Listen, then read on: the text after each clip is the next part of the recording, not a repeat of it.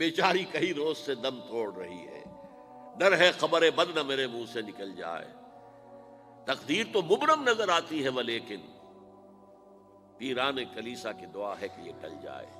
تو پہلی بات میری ختم ہوئی، عالمی نظام خلافت دنیا کی تقدیر مبرم ہے، ہو کر رہے گی، اس میں کسی صاحب ایمان کو کوئی شک، کوئی شبہ، کوئی ریب نہیں ہونا چاہیے۔ البتہ اس کا اب دوسرا پہلو کیا ہے، اس کا آغاز کہاں سے ہوگا؟ پہلی بات تو یہ، ہمارے بعض لوگوں کے ذہنوں میں، سادہ دل لوگ وہ سمجھتے ہیں کہ پوری دنیا میں ایک ہی دفعہ آ جانی چاہیے۔ یہ کوئی علاقائی خلافت تو نہیں ہو سکتی، خلافت تو عالمی ہوتی ہے۔ ان سے میں کہتا ہوں عالمی خلافت کب تھی جناب؟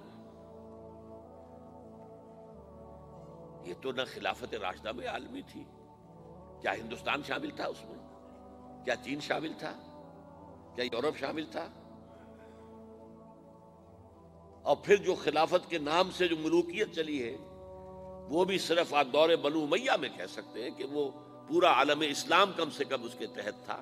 بعد میں خلافت عباس، بنو عباس میں، اور فاطمیین کی خلافت میں، اور آل عثمان جو ہیں آٹومان ٹرکس کی خلافت میں ٹکڑے تھے، حصے بکھرے تھے، کوئی مانتا تھا، کوئی نہیں مانتا تھا۔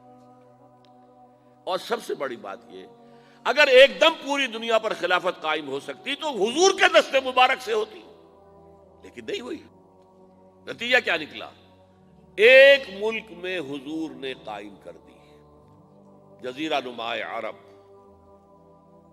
یہاں خلافت قائم ہو گئی، حضور خلیفہ ہے۔ اس کے بعد آپ کے خلفائے راشدین نے پھر اس کو وسعت دی، شرقاً غرباً شمالاً، 3 کالمز نکلے ہیں فوجوں کے، صحابہ کرام کے، 3 کالمز، ایک ایسٹ ورڈ، ایک ویسٹ ورڈ، ایک نارتھ ورڈ۔ ایک عراق کو فتح کرتے ہوئے ایران میں پہنچ گیا، خراسان تک چلا گیا۔ ایک شام کو فتح کرتے ہوئے اور پھر سینائی پیننسولا سے ہو کر افریقہ میں داخل ہوا اور اٹلانٹک تک پہنچ گیا۔ تیسرا سیدھا شمال میں گیا، لیکن یہ زیادہ دور نہیں جا سکتا تھا، کوکیشین ماؤنٹینز آ گئے، کوہ قاف۔ اس زمانے میں تو یہ یوں سمجھیے کہ امپیسیبل تھا نا، کوہ قاف، لہذا وہاں آ کر رک گیا۔ اب بھی یہ ہوگا، کسی ایک جگہ سے شروع ہوگا پھر پھیلے گا، اس کے سوا کوئی چارہ کار ہے ہی نہیں۔ اگر ہر جگہ پوری دنیا میں ایک ہی وقت میں ہو سکتا تو حضور کے دست مبارک سے ہوتا صلی اللہ علیہ وسلم۔ اب وہ نقطہ کون سا ہوگا، نقطہ آغاز کون سا ہوگا؟ اس میں پہلی بات تو میں نے کہا، جو شک کرے گا اس کا پھر ایمان مشکوک ہے۔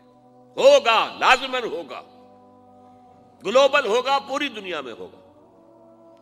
کہاں سے شروع ہوگا اس میں آپ اختلاف کر سکتے ہیں، لیکن مجھے تو 2 حدیثیں تو ملی ہیں جن سے یہ اندازہ ہوتا ہے کہ یہ اس مشرقی خطے سے ہوگا، عرب کے مشرق کی جانب کسی ملک سے ہوگا، کسی خطے سے ہوگا۔ وہ حدیثیں بھی اب آپ پڑھ لیجیے پہلے، پھر میں کہہ رہا ہوں یہ خزانہ ہے جو ہم نے آپ کی خدمت میں پیش کیا ہے، کاش کہ آپ اس کی قدر کر سکیں، یہ حدیثیں آپ کو ازبر ہو جائیں، یاد ہو جائیں، لوح قلب پر نقش ہو جائیں۔ ہندوستان اور خراسان یعنی موجودہ افغانستان کا ذکر ابن ماجہ کی روایت ہے، عن عبداللہ ابن الحارث رضی اللہ تعالی عنہ قال رسول اللہ صلی اللہ علیہ وسلم یخرج ناس من المشرق یوطئون للمہدی یعنی سلطانہ، یعنی سلطانہ، دونوں طرح سے پڑھ سکتے ہیں۔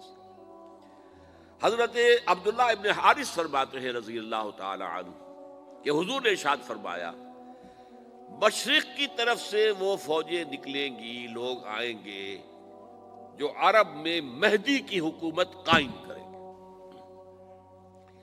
یہ مہدی کون ہوں گے اس کا ذکر میں ذرا بعد میں کروں گا، لیکن نوٹ کر لیجئے کہ مہدی سے پہلے لازماً کسی مشرقی علاقے کے اندر وہ نظام قائم ہو چکے گا، تب وہاں سے فوجیں آئیں گی نا۔ یہ مشرق کون سا ہے؟ عرب کے مشرق میں آپ چلیے، ایران بھی آ جائے گا، افغانستان بھی ہے، پاکستان بھی ہے، اور اگر اسے اور توسیع دیں تو ہندوستان بھی ہے۔ یہ ہے عرب کا مشرق، اس سے فوجیں جائیں گی۔ اس کا کیا مطلب ہے کہ اس میں سے کسی جگہ پر نظام خلافت پہلے قائم ہو جائے گا، تاکہ وہاں سے فوجیں جائیں گی جو جزیرہ نما عرب میں حضرت مہدی کی حکومت کو قائم کریں گی۔ اب دوسری حدیث سنیے، یہ سنن ابن ماجہ کی حدیث تھی جو میں نے آپ کو سنائی، آپ نے پڑھی۔ دوسری، عن ابی ہریرہ رضی اللہ تعالی عنہ، یہ ترمذی شریف کی روایت ہے، قال قال رسول اللہ صلی اللہ علیہ وسلم یخرج من خراسان رایات سود لا يردها شیء حتی تنصب بإیلیا، خراسان کے علاقے سے سیاہ جھنڈے لے کر فوجیں آئیں گی، ان کا رخ کوئی موڑ نہیں سکے گا، ان کو پیچھے پھیر نہیں سکیں گے کوئی بھی، یہاں تک کہ وہ یروشلم میں جا کر جھنڈے نصب کر دیں گے۔ ایلیا حضور کے زمانے میں یروشلم کو کہتے تھے۔ یہ یروشلم تھا جب حضرت سلیمان کی حکومت تھی، اور یہاں پر معبد سلیمانی، ہیکل سلیمانی قائم ہوا، پھر یہ یروشلم ہی رہا ہے تاریخ میں، یہاں تک کہ سن 70 عیسوی میں جب ٹائٹس رومی جنرل نے اس کو گرایا، ختم کیا، سیکنڈ ٹیمپل گرا دیا، اور یہاں سے یہودیوں کو کہا نکل جاؤ یہاں سے، کوئی یہودی باقی نہیں رہا، تب بالکل تہو بالا برباد کر دیا۔ اس کے کوئی 150 سال بعد ہیڈریان، رومن ایمپرر ہیڈریان، اس نے پھر دوبارہ آباد کیا اس شہر کو۔ 150 سال تک یہ بالکل بنجر اور بالکل غیر آباد پڑا تھا۔ اب ہیڈریان نے جب آباد کیا تو اس کا نام ایلیا رکھا، اب یروشلم نام نہیں تھا، تو حضور کے زمانے میں پھر اس کا نام ایلیا تھا۔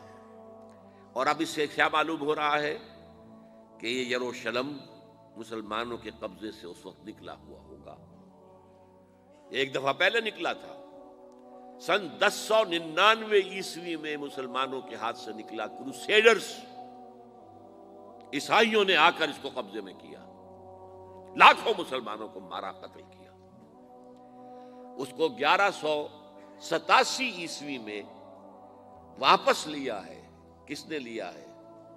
صلاح الدین ایوبی، کرد، عرب کھوکھلے ہو چکے تھے، عربوں نے کھویا، واپس نہیں لے سکے، بہت حکومت کر چکے تھے، 400-500 برس کی حکومت کر کے، اور ان کے عیش اور ان کے آرام، اب ان میں جان نہیں تھی کہ وہ واپس لے سکے۔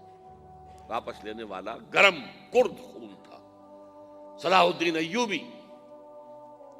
تو گویا کہ اب آپ سمجھئے کہ 88 برس تک عیسائیوں کا قبضہ رہا یروشلم پر۔